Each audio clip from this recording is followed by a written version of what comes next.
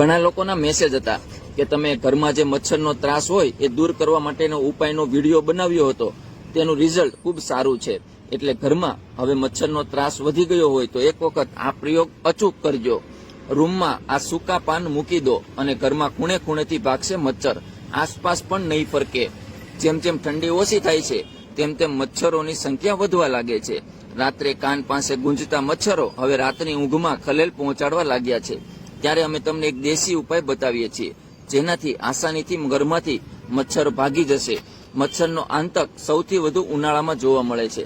જેમ કે ફેબ્રુઆરી મહિનો અડધો પસાર થઈ ગયો છે, હવે મચ્છર વધવા લાગશે, કારણ કે ધીમે ધીમે ઠંડી ઘટી રહી છે અને ગરમી વધી રહી છે.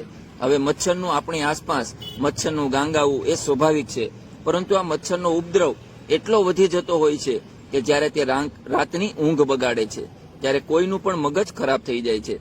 જો કે લોકો મચ્છર ભગાડવા માટે બજારમાંથી પ્રોડક્ટ લઈ આવે છે, પણ તે આપણને ખૂબ નુકસાન કરે છે. અને ખાસ કરીને જો તમારા ઘરમાં નાના બાળકો હોય તો તેમને આ કેમિકલવાળા પ્રોડક્ટ્સ નુકસાન કરી શકે છે. મચ્છરથી બચવા માટે મોટાભાગના લોકો કેમિકલ અગરબત્તી અથવા કોઇલનો ઉપયોગ કરે છે. આ પ્રોડક્ટ્સ બજારમાં સરળતાથી મળી જાય છે, તેથી કોઈ વિચાર્યા વિના દરેક જણ ખરીદી લે છે. પરંતુ આ પ્રોડક્ટ્સ ખૂબ જ હાર્ડ કેમિકલથી બનેલા હોય છે, જેના કારણે શ્વાસ લેવામાં તકલીફ પણ થઈ શકે છે. ત્યારે આપણે કુદરતી રીતે મચ્છર ભગાડવા માટેનો એક ઉપાય જણાવીએ છીએ, જે ખૂબ જ ઉપયોગી છે અને અસરકારક છે.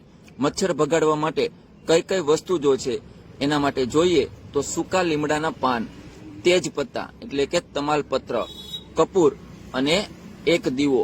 આ તમામ વસ્તુઓનો ઉપયોગ કરવામાં તમારે કોઈ વધુ મહેનત કરવાની જરૂર નથી. બસ એક દીવો લઈને તેમાં સૂકા લીમડાના પાન, તેજ પત્તા અને કપૂર નાખી જલાવો. કપૂર પણ ખૂબ જલ્દી આગ પકડી લે છે, તેથી આસાનીથી સળગી જશે. હવે જેમ જ ધુવાડો થવા લાગે ત્યારે આ દીવાને ત્યાં લઈ જાઓ જ્યાં મચ્છર સૌથી વધુ દેખાય છે.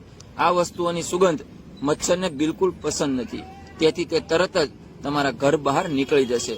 મચ્છરને લસણની સુગંધ પસંદ નથી, તેથી પાણીમાં લસણ મિક્સ કરીને છાંટવાથી પણ મચ્છરની સમસ્યા દૂર થાય છે.